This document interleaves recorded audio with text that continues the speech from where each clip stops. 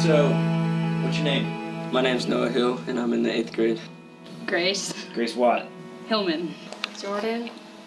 My name is Jonah Hillman. I'm a Christian because I truly believe what the Bible says and how far it just digs deep into the story of Jesus. My family has been a Christian for all my life. It allows me to have a deep-rooted faith in something.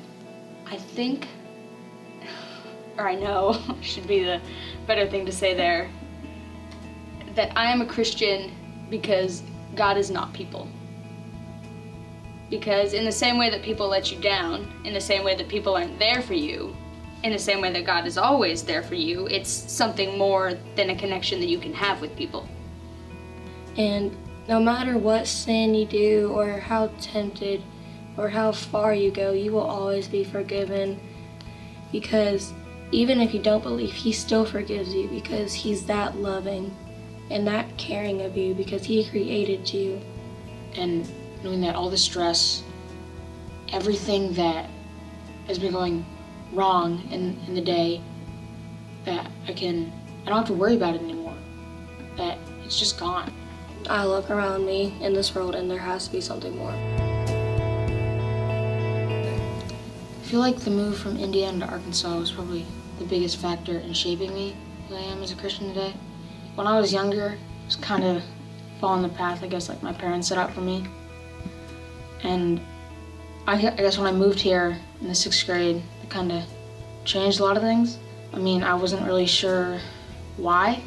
I just didn't have a purpose. I was just coming here because my parents made me. Now that I'm here, Little Rock School of the Arts was a giant in helping me transition, because music would just help me alleviate all my stress. To lessons on Thursday and Tuesday and just pour everything out. When my great-grandmother died last year, I think it was my first major roadblock as a Christian, because it made me so angry. Instead of focusing on the love of God in my life, it was the anger of God in my life. As a Christian, it kind of made me have to actually think about things. It wasn't just an easy, I believe in this, I believe in that. I had to dig into what I actually felt and face that. Yes, she was suffering. Yes, I didn't want it to end, but it's something that is both inevitable and that I have to deal with, and that God has a part in it, and that it's more of a merciful thing than you think. When I was in 7th grade, I was bullied a lot by just one person, but a group of people joined in. And whenever that happened, I used to go home and cry, like a lot. And one day I was thinking about, what would it be like if I wasn't here? I had some pretty dark thoughts of what people would think if I committed suicide. And would they even care? And as I was thinking that, I was like asking God, should I do it or should I not? I felt a warm rush of wind in my room, and I started crying in my bed. I started praying a lot, every single day. Eventually, I was invited to a sleepover at my friend's house. He invited the bully as well, but it was his friend, so we just stayed over there. I got to know him, and he was actually a nice guy. He was just bullying me because he felt like if he didn't do that, I would bully him first. We became friends, and we have been for a few years now. And these have shaped me to realize not to judge people from what they do or their actions, but to get to know them and love your enemies.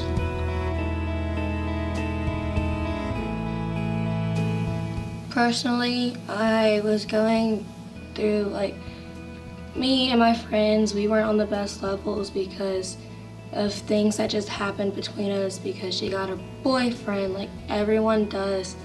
And I pray to him every single night, just asking, why me?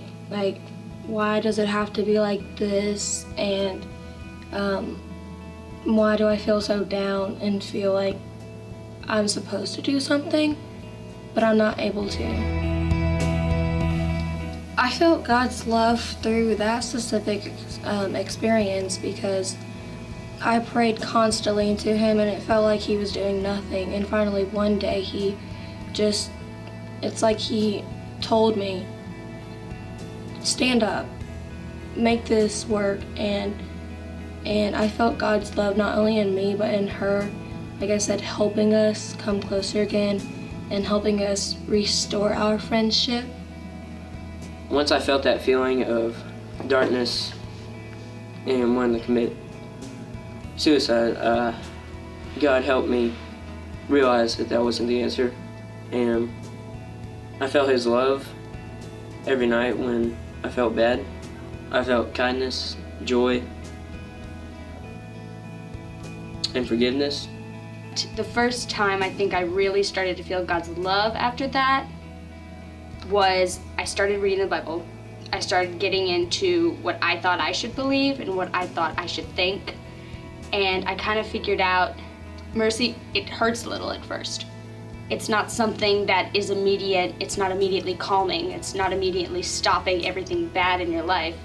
It's something that takes time, and you have to realize that it's there, that God's love is there. It is just buried underneath everything that you've been pushing down over it. And it's that thing that drives you forward when there is nothing else to drive you forward. I really felt God's love in the move when I came here, and I got to be with great people like Logan and Phil. And I could, picked up a guitar or, picked up drumsticks. I could really just feel my talent and his love that gave me that talent just work through me. Shows that his love can really do amazing things and that everyone is unique in their own way in that. I'm able to share that love and good news to others by, I can really just tell them that story and that most likely be enough, but I can just dig deeper with God's help, and through all of that, God's going to express his love either through you or through others sharing his love to you. I think the first thing to do in a situation like that, if somebody has died, if somebody is gone, and you want to show them love, is just to talk. If you want to be God's love, you have to truly care. You have to truly believe in what you're saying. It can't be fake. It can't be a lie. To do that, you would have to share stories with them of how and what you experienced. Help them realize that who God is, what he's done for us. At first it feels like you don't want to.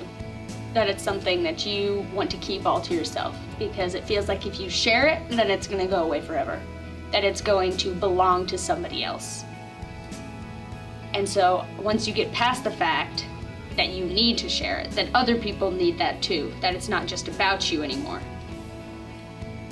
You have to be there for somebody else like God is there for you.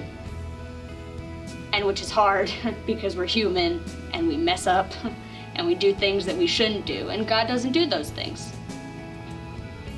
But you have to try your best. You have to be that person for somebody else. And then once you're there for them, you can help them realize that there is something that is greater than you that can be there for them.